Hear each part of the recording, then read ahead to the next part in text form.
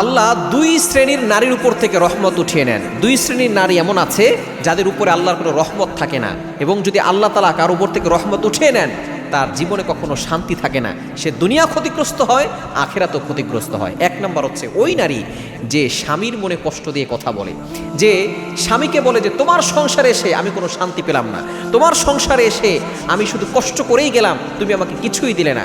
যারা এই ধরনের কথা বলে, এই একটি কথার কারণে অনেক নারী বিনা হিসাবে জাহান্নামে চলে যাবে।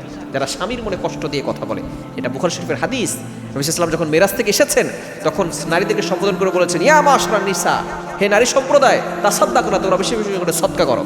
নারীরা জিজ্ঞেস করেছেন, ইয়া রাসূলুল্লাহ, কেন আমরা সদকা করব? তখন বলেছেন নবী সাল্লাল্লাহু আলাইহি ওয়াসাল্লাম যে আমি যখন জাহান্নামে গেলাম তখন দেখলাম যে অনেক নারী জাহান্নামে আছে। বলে কেন? বলে তারা তাকসুরনা লানা, বেশি বেশি করে লানত করে, অভিশাপ করে এবং স্বামীর অকৃতজ্ঞ হয়। এজন্য এই সকল নারী যারা স্বামীর মনে কষ্ট দিয়ে কথা বলে, স্বামীকে বলে তোমার সংসারে স্বামী কিছুই পেলাম না, সব সময় স্বামী করে কষ্ট করে, যদি কোনোদিন কোনো একটা কিছু কমতে হয়ে যায় তখন এই ধরনের কথা বলে, এই নারীর উপর থেকে আল্লাহ রহমত উঠিয়ে নেন। এবং দ্বিতীয় নম্বর হচ্ছে যে নারী নামাজ পড়ে না, আল্লাহর ইবাদত করে না, পর্দা করে না, ওই নারীর উপর থেকে আল্লাহ তাআলা রহমত উঠিয়ে নেন।